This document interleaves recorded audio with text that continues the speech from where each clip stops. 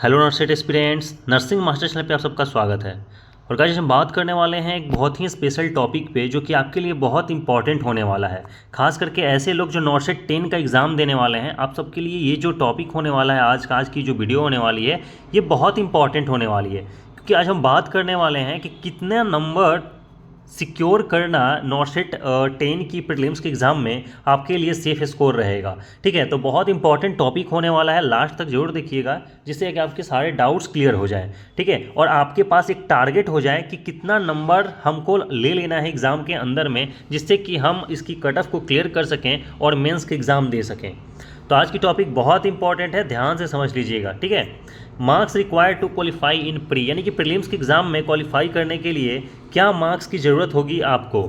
ठीक है, हम बात करने वाले हैं कुछ तथ्यों के बेसिस पे, ताकि आपको ये ना लगे कि हम किस बेसिस पे ये बोल रहे हैं। जैसे कि हम नॉर्सेट 8 भी देखने वाले हैं, नॉर्सेट 9 भी, और उसके कंपेयर में हम ये बताएंगे कि नॉर्सेट 10 में आपको कितना मार्क्स गेन करना आपके लिए अच्छा रहेगा। ठीक है, बेसिकली अगर हम बात करें तो ये तीन चीज़ों पे डिपेंड करता है कि आपको कितना नंबर सिक्योर करना है। जहाँ पे पहला है कि नंबर ऑफ सीट्स कितनी है आपके एग्ज़ाम्स में। ठीक है, नंबर ऑफ सीट्स कितनी है।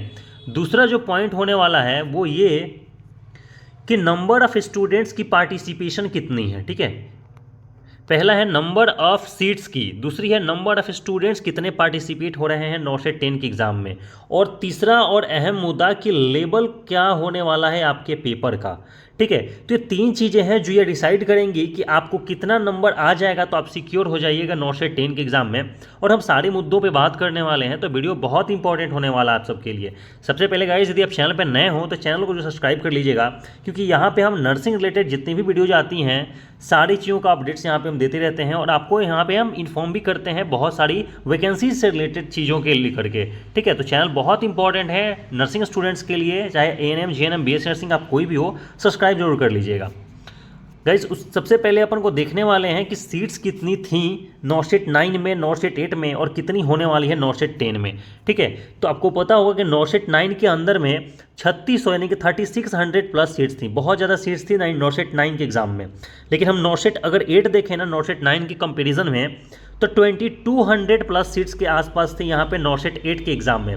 और यही कारण था कि नॉर्सेट 9 की जो कट ऑफ थी वो कम गई थी और नॉर्सेट 8 का कट ऑफ ज़्यादा गया था, क्योंकि नॉर्सेट 9 में सीट्स ज़्यादा है। जहाँ पे सीट्स ज़्यादा होंगी वहाँ का कट ऑफ थोड़ा नीचे आ जाएगा, जहाँ पे सीट्स कम होगी वहाँ का कट ऑफ हाई चला जाएगा।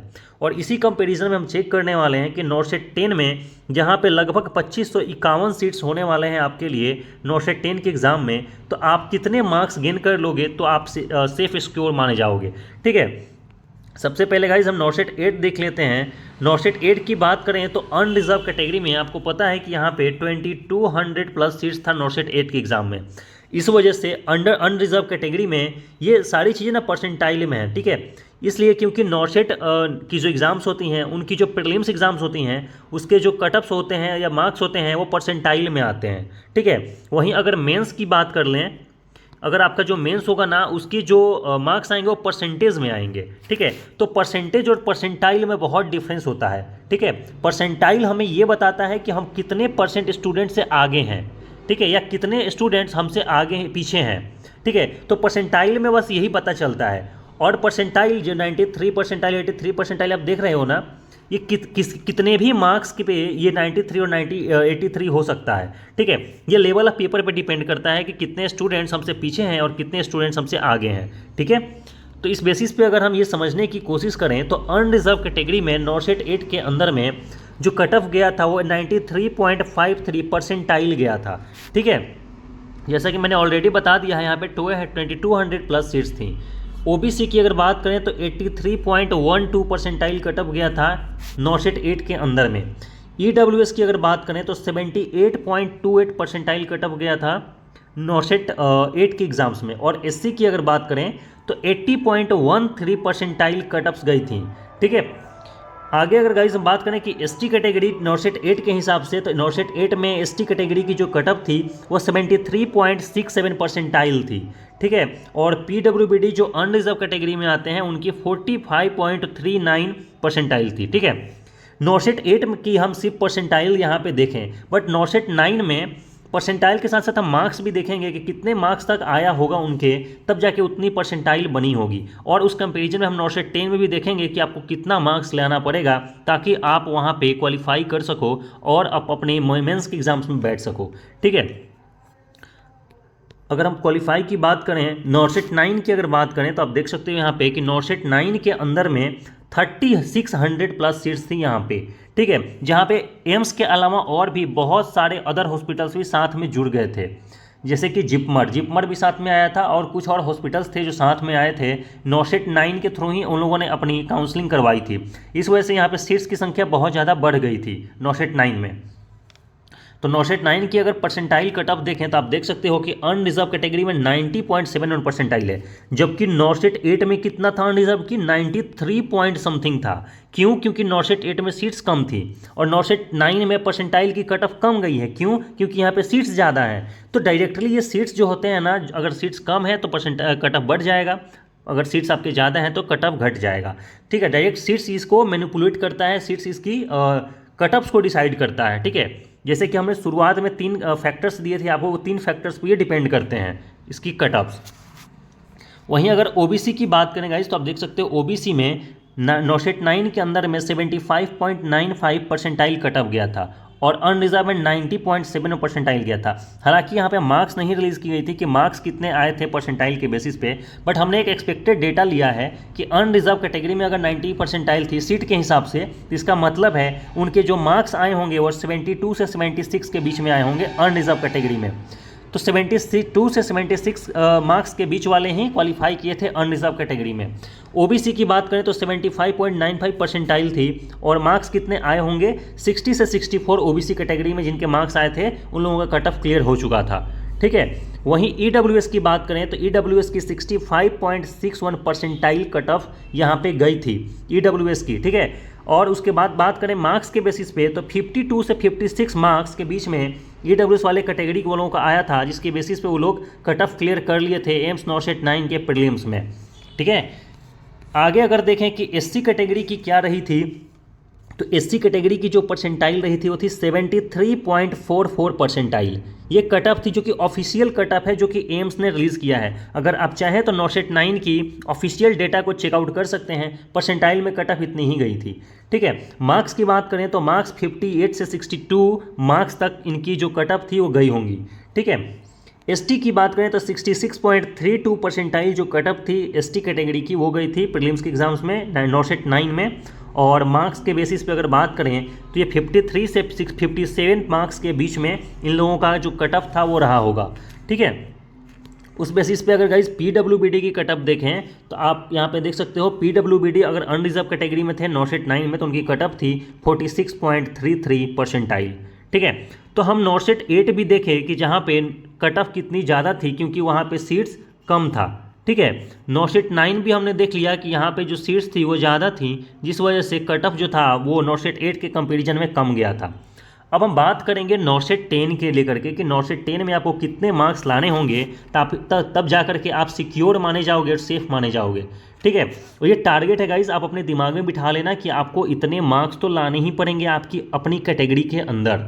ठीक है, नॉर्सेट 10 की अगर हम बात करें तो आप देख सकते हो नॉर्सेट 10 में लगभग 2500 सीट्स हैं, यहाँ पे 2551 समथिंग सीट्स हैं। ठीक है, और इस बेसिस पे कैटेगरी की अगर हम कट ऑफ्स की बात करें या बात करें कि मार्क्स कितने सिक्योर करोगे जिसके बेसिस पे आपकी कट ऑफ क्लियर होंगी, तो अनरिजर्व कैटेगरी में लगभग 92 से 95 परसेंटाइल के बीच में आपकी कट ऑफ जाने वाली है। ठीक है, आप जब आप एग्ज़ाम देकर क्या और रिजल्ट आए ना तो एक बार इसको चेकआउट कर लेना मेरी वीडियो से, आपको ज़्यादा भी थोड़ा बहुत भी डिफरेंस यहाँ पे नज़र नहीं आएगा।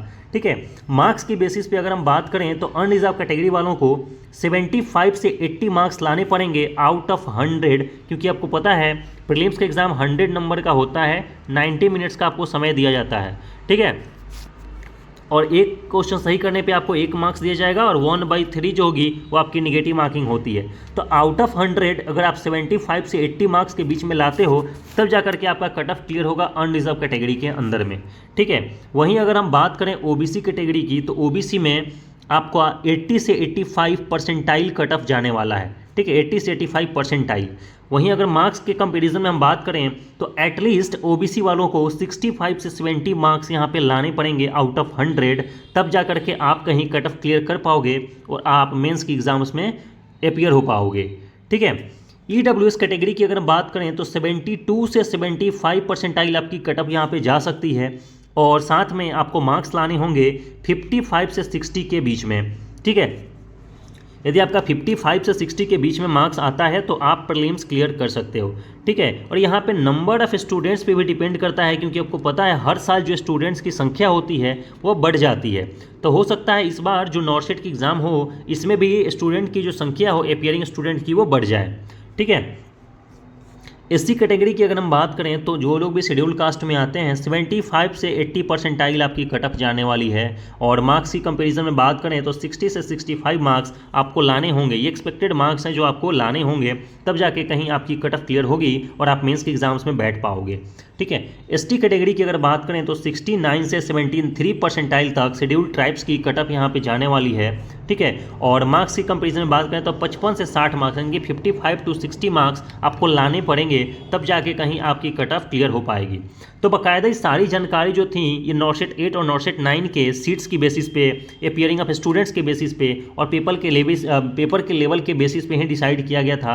अभी हमने जो बनाया है ये कि नॉर्सेट 10 में कितनी आपको मार्क्स लाने पड़ेंगे। ठीक है, नॉर्सेट 8 और नॉर्सेट 9 के बेसिस पे तो आपको एक रफली सा आइडिया हो गया होगा कि एक्चुअल में आपको कितने मार्क्स लाने पड़ेंगे निगेटिव को हटा करके।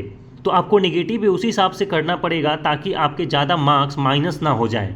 ठीक है, आगे का इस बात करें हम पीडब्ल्यूबीडी यूआर कैटेगरी में जो लोग आते हैं वो लोग एटलीस्ट 42 से 45 परसेंटाइल तक आपकी जो कट ऑफ है वो जा सकती है परसेंटाइल में। ठीक है, बाकायदा ये जो चीज़ें आप देख रहे हो ना ये हमने ओवरऑल बताया है, जहाँ पे अनरिजर्व कैटेगरी के मेल फीमेल दोनों को इंक्लूड किया है, ओबीसी की मेल फीमेल दोनों को इंक्लूड किया है। ठीक है, तो मेल फीमेल दोनों को इंक्लूड करके बनाया गया है। हालांकि यहाँ पे अगर बात करें तो नॉर्सेट के अंदर आपको पता है कि 80-20 का रेशियो होता है, जहाँ पे 80% गर्ल्स अपीयर होती हैं, 20% बॉयज़ के लिए सीट्स होता है। तो जो गर्ल्स होंगी ना उनकी कट ऑफ कंपेरिजन में कम जाएगी बॉयज़ के। ठीक है, तो यदि आप जानना चाहते हो कि मेल के कंपैरिजन में किसी भी कैटेगरी के अंदर में कितना कट ऑफ जा सकता है, कितना मार्क्स सिक्योर होगा, तो आप हमें कमेंट बॉक्स में ज़रूर बताना। ठीक है, कोई यदि फीमेल कैंडिडेट्स हैं अगर वो चाहती हैं कि उनकी जो भी कैटेगरी है उस कैटेगरी में फीमेल की कितनी मार्क्स की ज़रूरत होगी यहाँ पे क्वालिफाई करने के लिए और मेंस में अपीयर होने के लिए, तो आप कमेंट बॉक्स में हमें कमेंट करके जरूर पूछ लेना, हम आपके डाउट्स को जरूर क्लियर कर देंगे। ठीक है, क्योंकि यहाँ पे हमने कंबाइंड बताया है मेल फीमेल दोनों का, बट मेल की कट ऑफ अलग होगी। अगर हम मेल फीमेल को अलग अलग देखें कि यूआर में मेल की कितनी कट ऑफ जाएगी और यूआर में फीमेल की कट ऑफ कितनी जाएगी, तो दोनों में बहुत अंतर होगा। ठीक है, तो यदि आप मेल हो या फीमेल हो, यदि आप अपनी कैटेगरी में जानना चाहते हैं, आप अपनी जेंडर वाली कैटेगरी में कि कितने मार्क्स आपके कट ऑफ जा सकते हैं, तो आप हमें कमेंट बॉक्स में बताना, हम आपको जरूर आपके डाउट्स को क्लियर करेंगे। ठीक है, इस वीडियो में इतना ही रखते हैं गाइस। वीडियो इन्फॉर्मेटिव लगी होगी तो लाइक जरूर कर दीजिएगा और चैनल को जरूर सब्सक्राइब कर लीजिएगा। इस वीडियो में इतना ही रखते हैं guys. Thank you so much and best of luck for your prelims exams.